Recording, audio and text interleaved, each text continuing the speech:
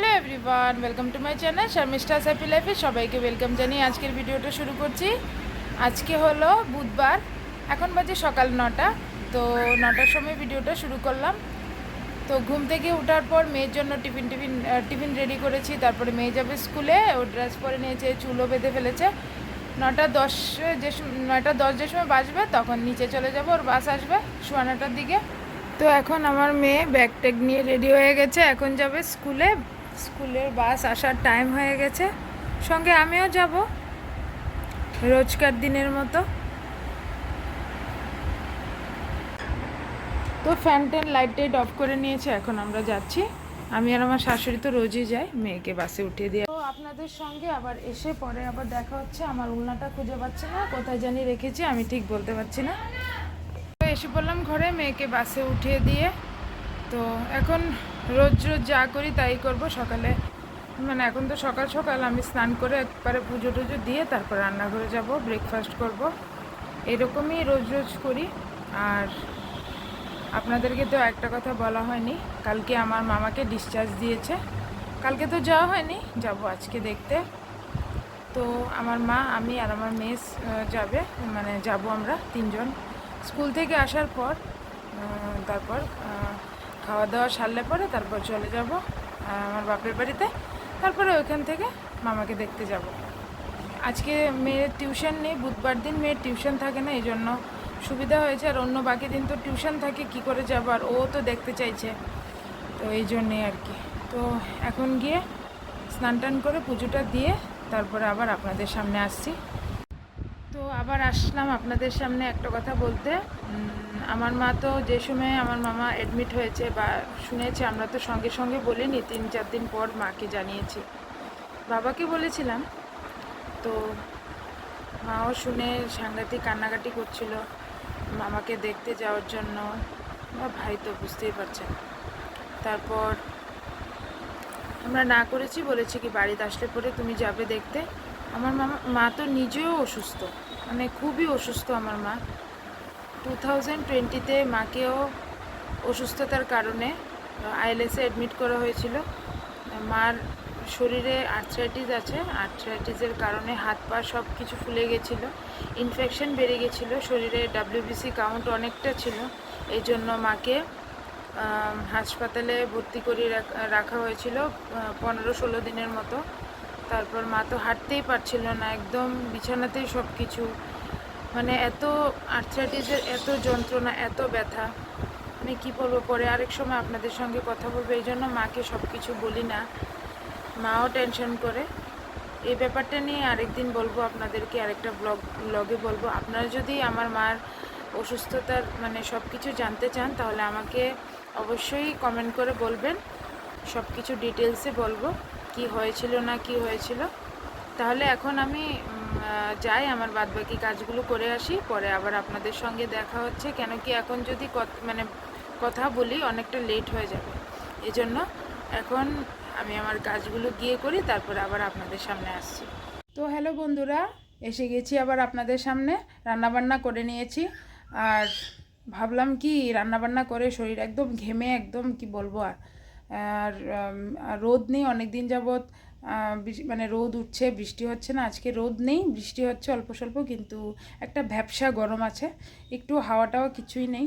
তো ভাবলাম কি হাত পা মুখ টুক ধুয়ে এসে একটু ফ্যানের তলায় বসবো।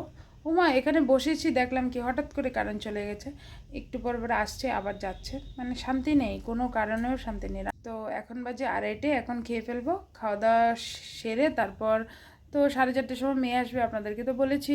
তারপর যাব মামাকে দেখতে। তো এখন অন্ধকারের মধ্যে খেয়ে ফেলবো, চার্জ লাইট আছে ওটা জ্বালিয়ে। রান্নাঘরটার মধ্যে একটু অন্ধকারই থাকে, আলোটা একটু কম আসে, কেন কি চারিদিকে বিল্ডিং তো, বেশি দেরি করে তো লাভ নেই, খেয়ে ফেলবো। তো আজকে রান্না করেছি কি আপনাদেরকে তো বলাই হয়নি।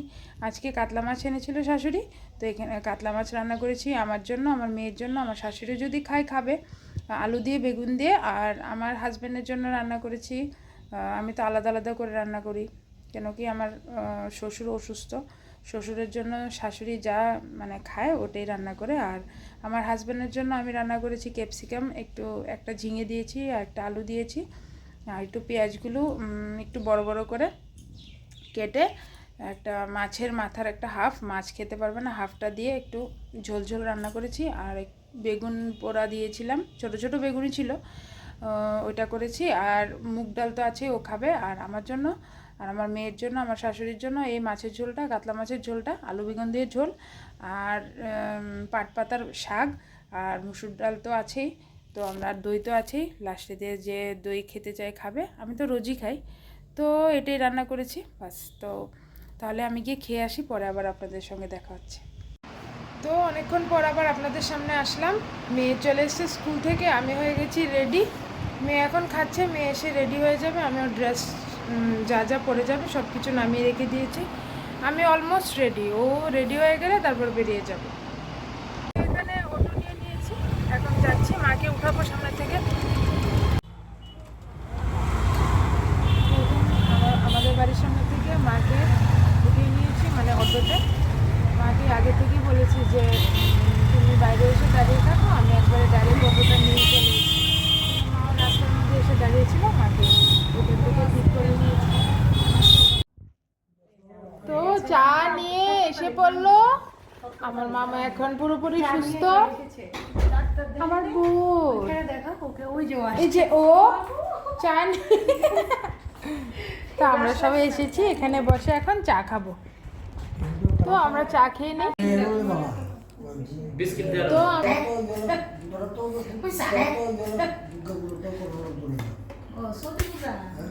তো চলে আসলাম মামার বাড়ি থেকে। তো মামা আছে, অনেকটাই ভালোই আছে।